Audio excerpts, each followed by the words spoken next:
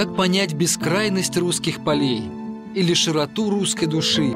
Или почувствовать себя простой русской крестьянкой?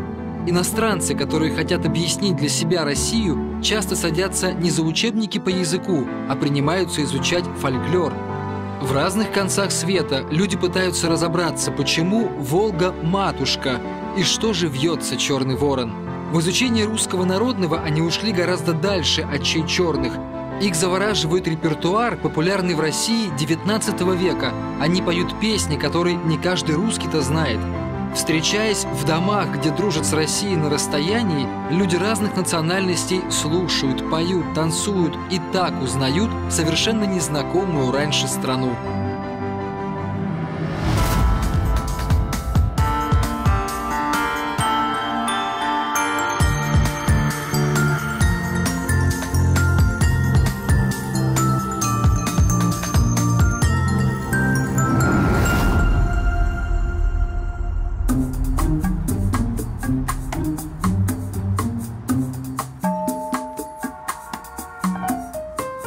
Двухэтажная лондонская классика проезжает мимо русской классики, мимо Пушкин-хаус.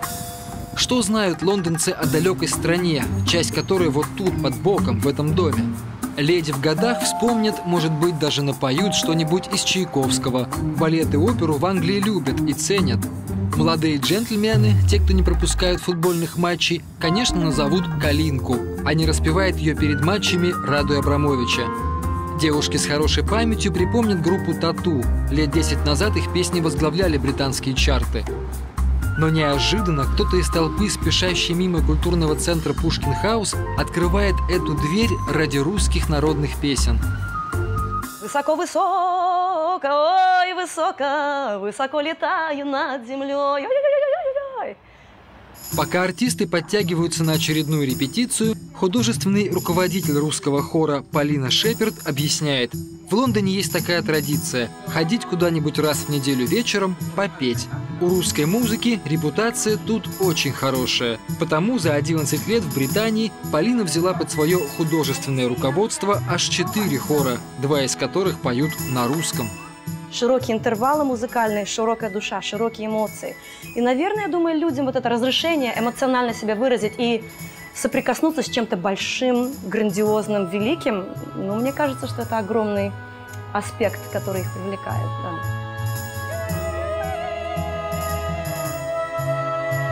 Все занятия хористы проводят стоя. Первая часть – разминка для голоса и дыхания. Чтобы петь русские песни, душа должна развернуться.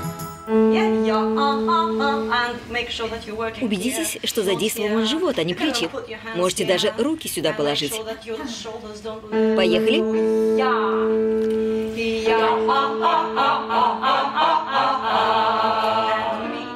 На репетиции разучивают песню про день Ивана Купалы. Неподготовленному британцу трудно объяснить, что это был языческий праздник летнего солнцестояния, запрещенный церковью.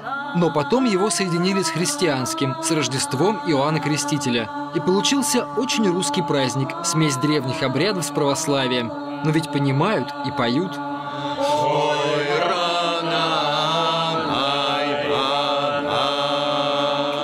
Здесь, что не хорист, то целая история раскиданных по миру судеб. Вот, например, дама из Бразилии теперь живет в Лондоне. Раз в неделю поет русские народные. Оказывается, эта страсть родом из детства, когда отец пел ей «Очи черные». Из моих дедушек и бабушек 3 были русскими. И еще 1 поляком. Семья отца уехала из России в 20-е годы, когда он был еще ребенком. Так что дело в моих предках. То, что предки напевали, даже не задумываясь, потомку теперь приходится разбирать построчно. Чем купала вечерала. What did she have? Ну, в смысле, что у нее на ужин было. Yeah? Let's say it. На ужин был белый сыр, но не только. Запивала темным пивом. So, yeah, пивом. А как она не напилась? Запивала из... Запивал — это значит пить, после того, как что-то съел. А, так это после сыра. Целый ужин получается. Солисты жалуются на сочетание звуков, называя некоторые слова бесконечным потоком согласных. Но сложности их, похоже, развлекают. Те, кому эти песни не по душе, отсеиваются за пару занятий. У нас есть простые песни, мы за одно занятие вот так их вот. А есть сложные песни, мы их 4 занятия будем мучить, по партиям разучивать. Каждый раз мне приходится, конечно, очень сильно крутиться, потому что кто-то не пришел на занятия, все, группа не может справиться. А потом пришли 2 сильных солистов, и мы можем это все сделать за 15 минут. Очень все тонко.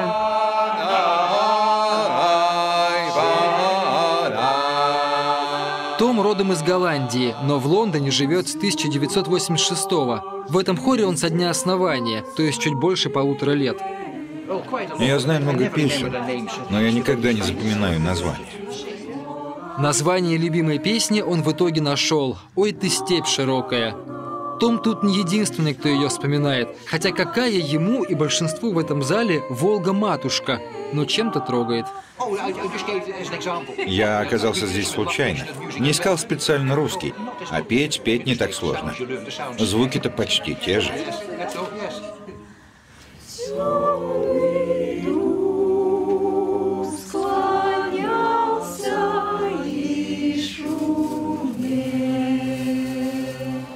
А есть тут еще и такие, как Алистер, просто влюбленные в Россию. Он учил русский язык в университете, зачитывался Достоевским. И как же, говорит, поймешь людей, если не знать музыку? Ну, я часто слушаю любые и разные группы. Наверное, Чайф, «Машина времени», кино. Ну, я очень люблю народную песню, поэтому я здесь. Этот хор, рассказывает Полина, затягивает и становится семьей. Может, и не в русской музыке дело, но тем, кто начинает сюда ходить, сложно потом представить свои вечера без этих напевов. И, конечно, регулярных выступлений.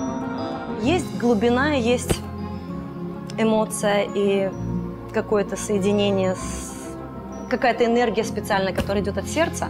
И для меня это, например, важнее. Оно всегда срабатывает, в каком бы состоянии у меня голос не был, в каком бы состоянии невыспанности мы только что прилетели из другой страны. Если есть вот это сердце, то оно всегда соединяется. Эта сердечность народной музыки, видимо, и цепляет чопорных англичан. В Лондон мы еще вернемся, уже на концерт русского хора.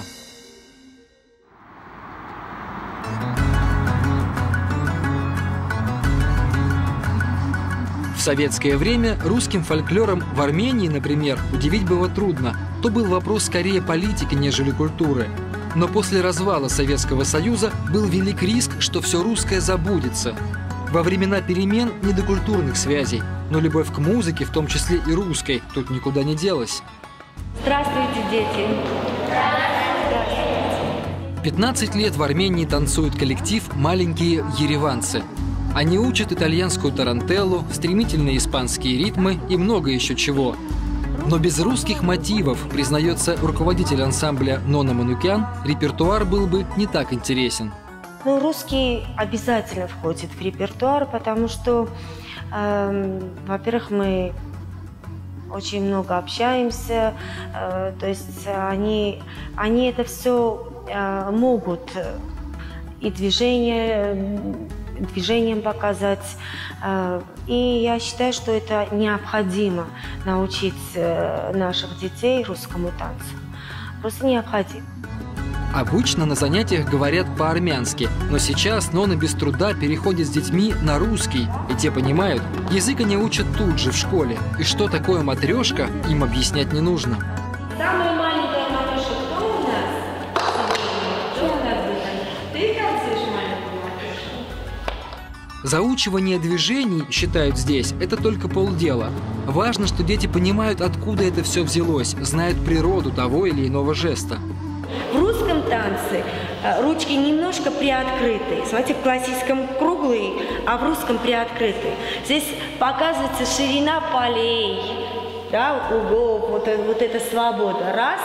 И закрываем ручку, 4-ю позицию, в кулачок. Вот очень характерно в русском танце. Раз, два и притоп. Раз. Молодцы, помните. Смысл движений дети, пусть и не уверенно, говорить по-русски все-таки непривычно, способны объяснить и сами. Молоточки. Этот, когда бабушки смотрели в сад из окна. Зрители тут в основном родители, а за кулисами самый напряженный момент – делят костюмы. Танцовщицы хоть и совсем еще маленькие, но наряжаются со всей тщательностью, по-женски, не торопясь. Наконец, все готовы.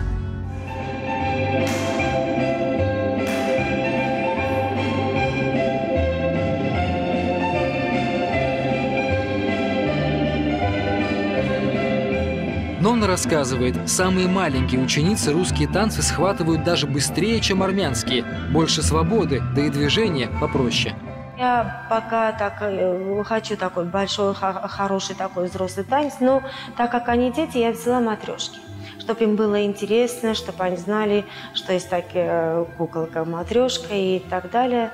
Вот так вот. Ну, старалась, чтобы было по-русски все, и костюмы, и все. Понятно, что народные танцы тут интерпретируют по-своему, но под такую музыку проще учить язык. У танцующих в ансамбле оценки по-русскому выше, чем у сверстниц. Для родителей этих девочек, как и для поколения их бабушек, матрешка – кукла привычная, ничего в ней иностранного и уж тем более запретного не было.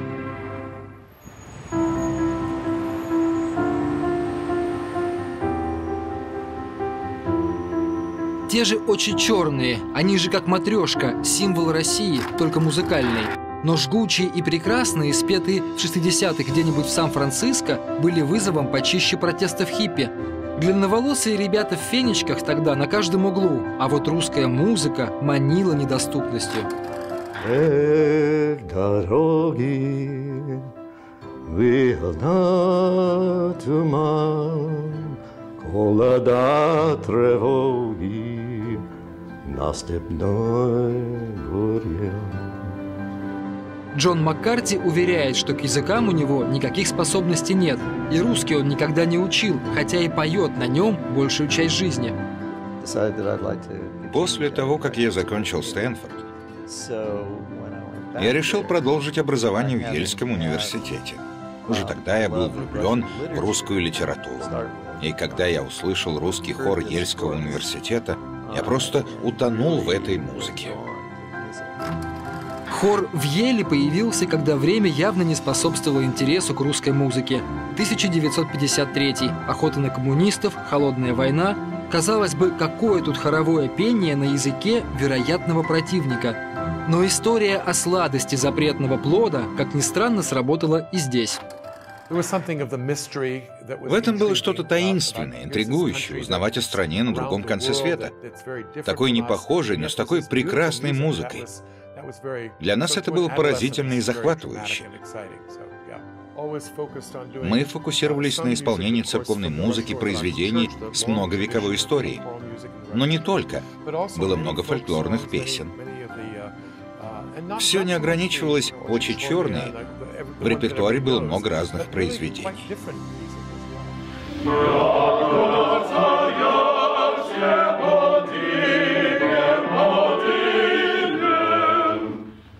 Этот репертуар запал в душу настолько глубоко, что в 1979-м Пол Эндрюс вместе с еще несколькими выпускниками Еля, осевшими в Калифорнии, решил, что снова хочет петь на непонятном, но манящем языке.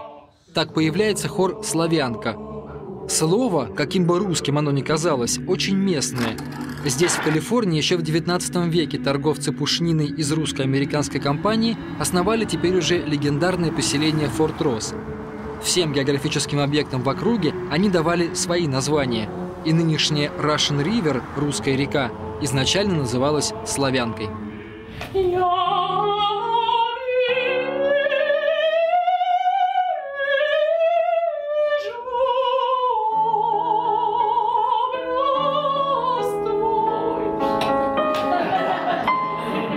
Каждый год в городе проходит фестиваль русской хоровой музыки, и у исполнителей есть возможность получить мастер-класс от профессиональных певцов.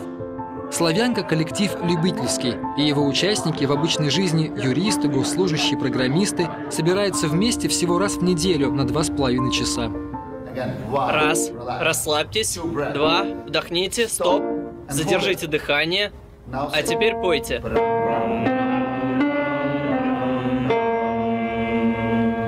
Спасибо.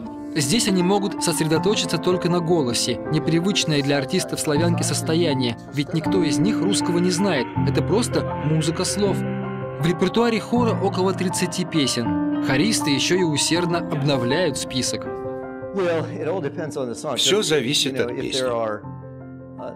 Если там не так много слов, это займет несколько недель. Чтобы и мелодию запомнить, и произношение наладить, на него всегда больше времени уходит. Чем старше, кстати, я становлюсь, тем труднее запоминать. Ну а если это песня, где слов много, да еще и темп быстрый, на это могут уйти месяцы. Произношению хористы учатся благодаря транслитерации, когда звучание русского слова максимально подробно пишется латиницей. Получается очень похоже, но все равно каждый раз нужна помощь носителя языка. Иначе добиться чистого звука не получится. Это весьма непростое дело. К примеру, вещь Рахманинова «Тебе поем», если пользоваться правилами, мы по-английски напишем. И произнесем. Потому что написано 6 букв, а произнести надо 4. Но этому учишься. Когда работаешь, привыкаешь к этому.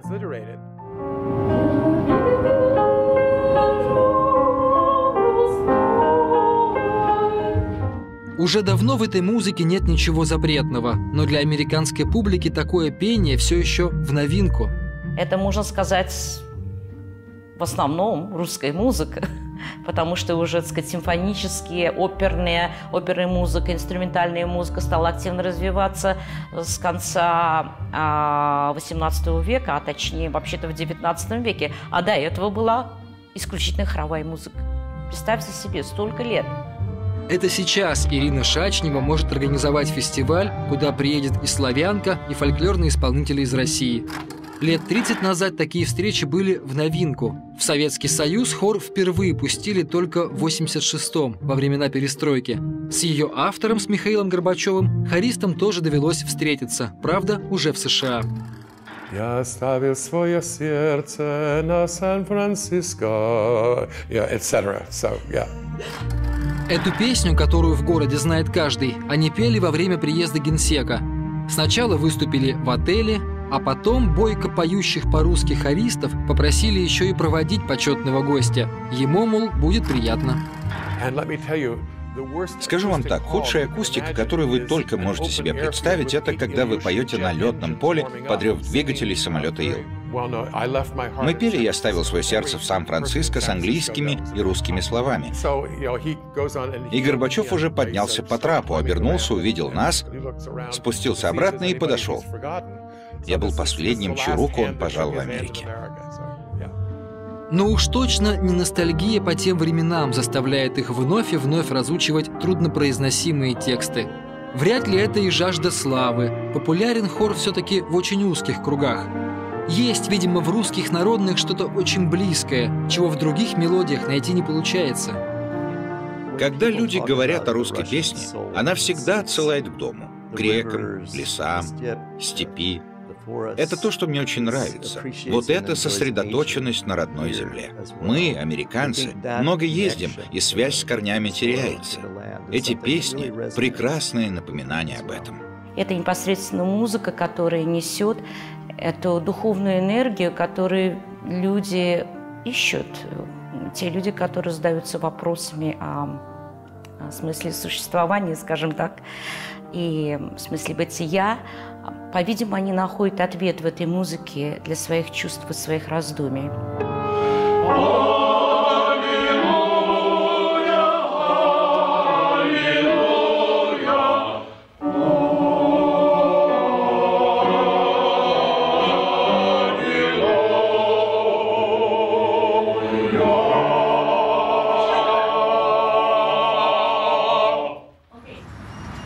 Но Но вернемся в Лондон. Там уже начинается концерт «Грани русской песни». Полина Шеперд с ее вторым русским хором будут петь для британской публики вместе с другой Полиной, Пруцковой. Вот она, готовится к выступлению. Такие костюмы носят в деревнях на юге Архангельской области. Шили по привезенным прямо оттуда образцам.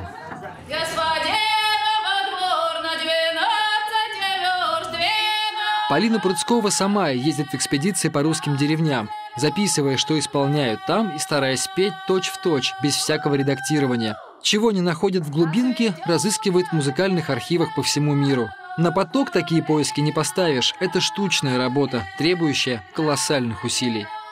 И с ансамблями работаю точно так же. Мы только слушаем традиционных исполнителей, мы не учим с других ансамблей. Это наш принцип, это мой принцип работы. Потому что если мы хотим петь традиционную музыку, я считаю, что мы должны учить ее в традиции, так как пели ее люди, которые знали ее с детства, которые с ней выросли.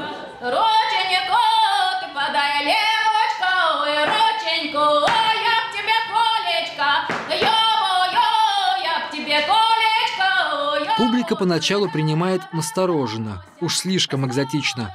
Но зрители втягиваются, как бы распробовав незнакомый жанр уже после пары песен. Тем более, что содержание Пруцкова подробно разъясняет. Расскажу вам немного, о чем эта песня. Молодой казак увидел красивую девушку и говорит ей: «Не бойся, я казак, подойди, я тебе ничего плохого не сделаю». Это настоящие, традиционные песни, которые веками передавали друг другу. Такие у каждой деревни свои. Пруцкова просит не путать их с усредненным понятием народной музыки, появившимся уже при советской власти. А удивленным британцам певица объясняет, у песен этих не столько развлекательная, сколько эзотерическая сущность. То есть здесь от пения зависит все, зависит жизнь и смерть, грубо говоря. Вот если они не выйдут и не споют как следует, да, весна не придет.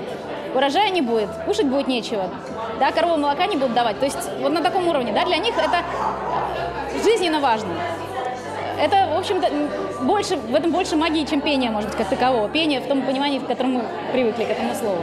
Слушатель в итоге очарован. Никакая современная музыка не дает такой эмоциональной глубины, достигнутой только голосом.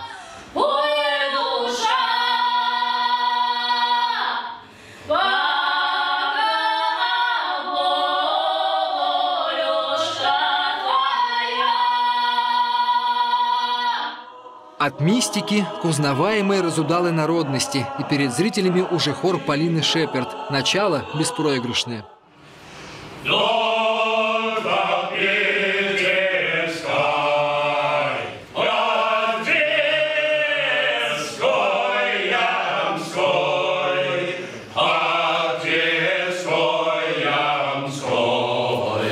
В ряду хористов экстравагантной прической выделяется Том.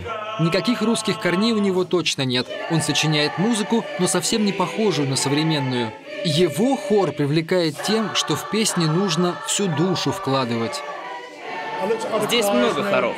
Они очень английские, у них в основном религиозный репертуар. А этот хор, в нем есть все. Немного фольклора, немножко безбашенности и, конечно, хорошая музыка. Неожиданно, что Лондон с такой душой принимает культуру русской глубинки. Особенно публика отреагировала вот на эту песню. Не для меня придет весна.